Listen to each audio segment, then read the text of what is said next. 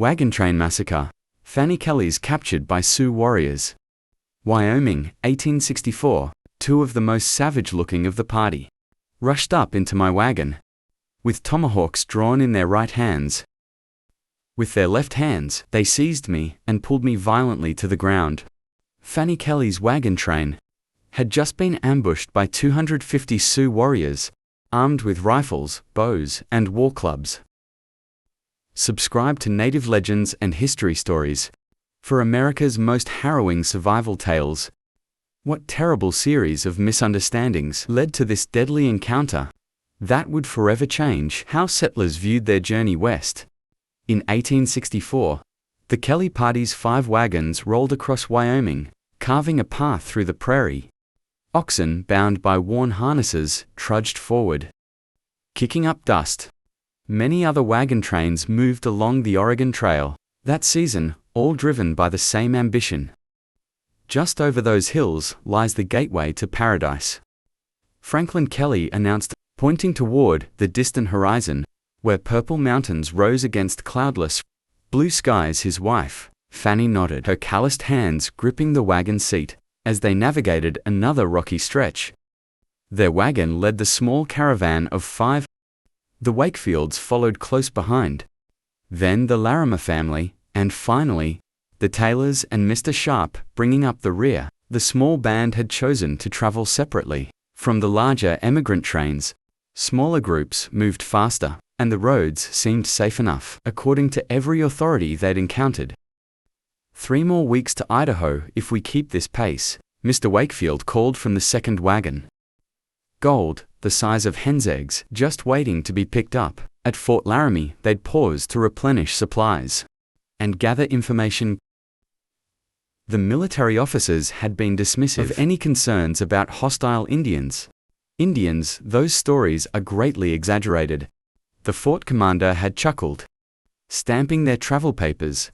The Sioux signed treaties last year. They're peacefully hunting buffalo, 50 miles north of here. He tapped the map with military precision. Follow this route and you'll reach Idaho without seeing anything more dangerous than prairie dogs. Similar assurances greeted them at Horseshoe Creek's telegraph station. Just days earlier, the station operator had looked up from his instruments, annoyed at the interruption.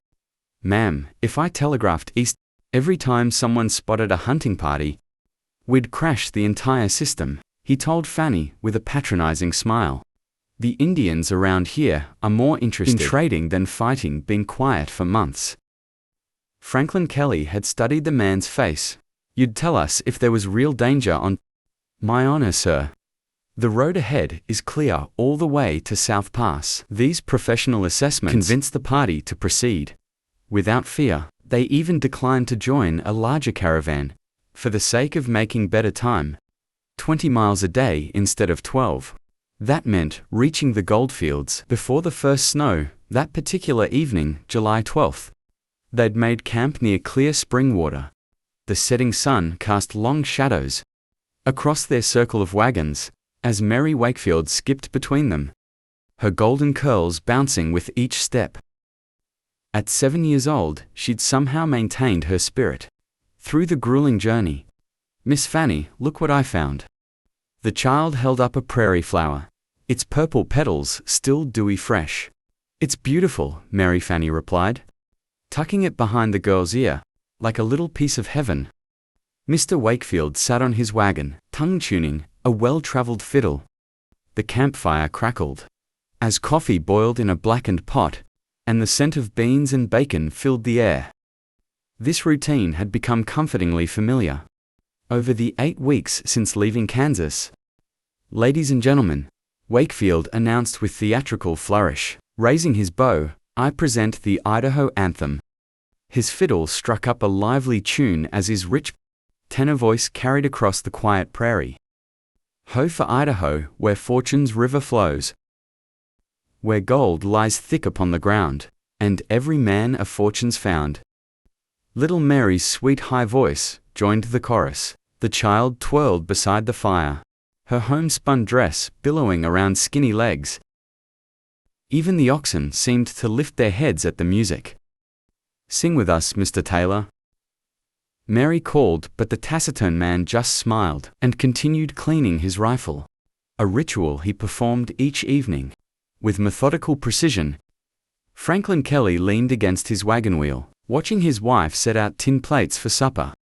The scene felt perfect, 5 families united in purpose, sharing a final meal before reaching their destination. The evening light bathed everything in a golden glow. That seemed to promise the future they all sought.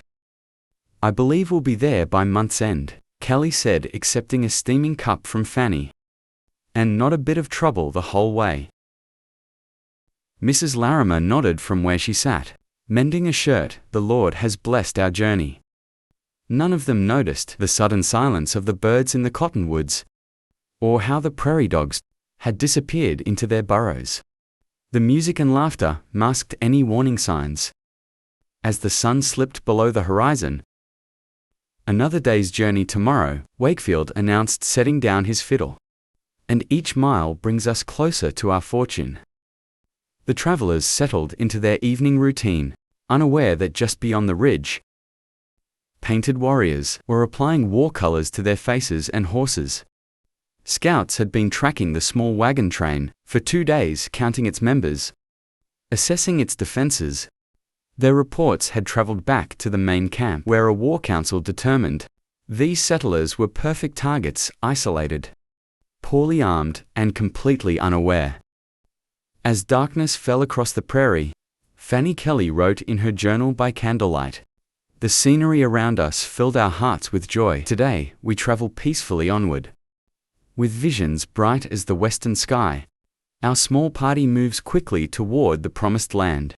She couldn't know these would be the last peaceful words she would write for many months. By this time tomorrow, half their party would lie dead upon the blood-stained grass, and she would be a captive, facing an unimaginable ordeal. The morning sun had barely crested the eastern bluffs when Franklin Kelly gave the order to move out. The 5 wagons formed a single file, wheels cutting fresh tracks across the Wyoming grass. No one in the party sensed the watching eyes, tracking their movement from the distant ridgeline. At midday, they stopped to rest the oxen near a shallow creek. The animals drank deeply, while Mary Wakefield collected wildflowers along the bank. The July heat shimmered across the plains, distorting the distant hills into wavy mirages. "Water barrels need filling," Franklin called, wiping sweat from his brow. "We may not find another creek before nightfall." The party had just finished their task when the landscape erupted in chaos. Without warning, the bluffs ahead swarmed with mounted warriors, approximately 250 Sioux. Their bodies streaked with war paint, in vermilion and black. They crested the ridge like a wave, brandishing rifles and bows, their war cries splitting the air. A thunderous volley of gunfire erupted. As they fired into the sky, "My God," whispered Franklin Kelly, the blood draining from his face. Fanny Kelly clutched little Mary to her side as the child began to scream. "Quiet, darling," she whispered, though her own heart hammered against her ribs. "It's happening so fast," Mrs. Larimer gasped.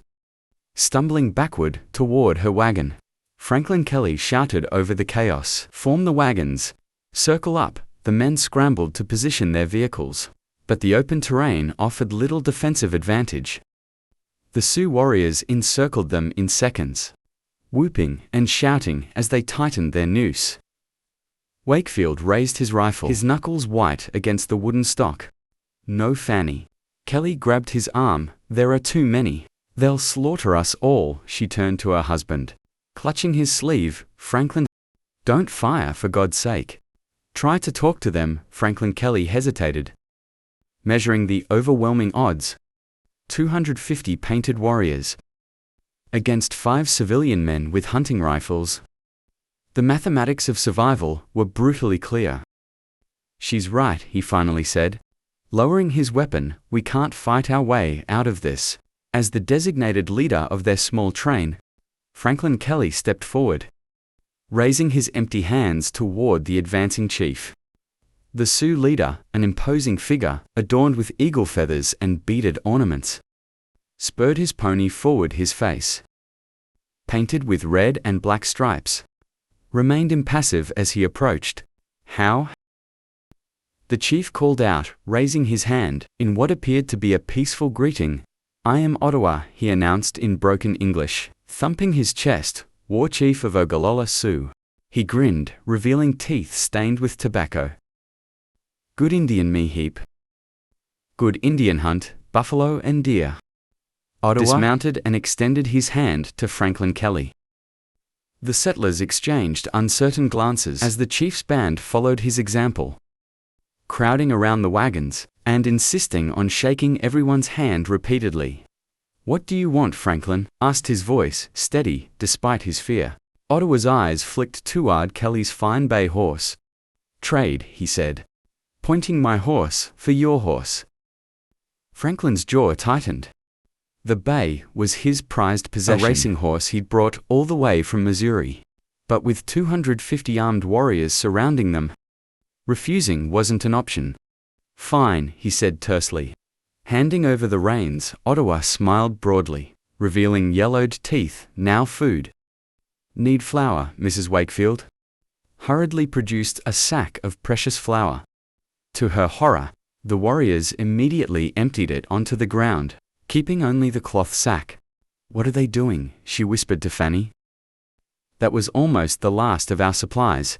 Just let them take what they want, Fanny replied softly. We must keep them calm until help comes. For nearly an hour, the charade of friendliness continued. The warriors rifled through their possessions, taking clothing despite the summer heat cold. Soon, one warrior explained unconvincingly, as he seized a woolen jacket.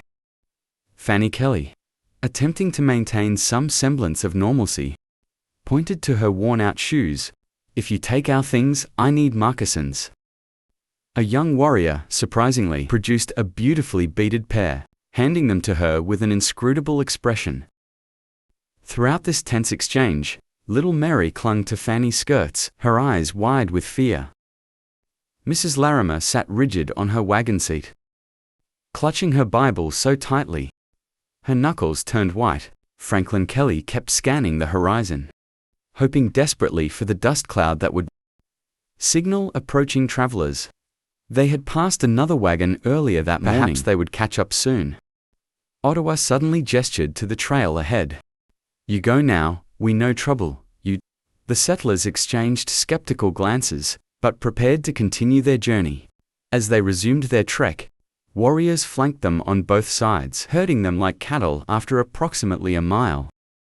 Franklin Kelly called for a halt. Ahead lay a narrow ravine flanked by steep rocky walls. A perfect place for an ambush. We can't go that way, he announced firmly. Ottawa's face darkened. You go, he insisted, gesturing again toward the ravine. No, Franklin replied, standing his ground. We'll make camp here instead. For a moment, tension crackled between them. Then, unexpectedly, Ottawa's demeanor shifted. Good, we eat together. Then we sleep on hills, he declared, waving toward the surrounding bluffs. Relief washed over the settlers. Perhaps they had misread the situation. Maybe these were just hungry hunters seeking provisions. We'll prepare a meal, Fanny offered. Already reaching for her cooking implements, Mr. Taylor began gathering firewood, while Mr. Wakefield retrieved cooking pots from his wagon. The atmosphere relaxed slightly as the settlers busied themselves with familiar tasks. Ottawa's warriors dismounted, lounging in small groups, watching the preparations with predatory eyes. Mrs. Larimer leaned close to Fanny as they arranged cooking supplies. I don't trust them, she whispered, the way they're watching us. Before Fanny could respond, the air exploded with gunfire. The peaceful facade shattered as warriors leveled their weapons and fired in unison. Through the cloud of gunsmoke, Fanny saw Mr. Larimer running desperately toward the creek. Mr. Wakefield stumbled forward a few steps, then collapsed, blood blossoming across his chest. His fiddle, still in the wagon, would never play Ho for Idaho again. Mr. Taylor fell backward, a rifle ball having torn through his forehead, his dying gaze fixed on Fanny in those final seconds, as if imploring her to remember what happened here.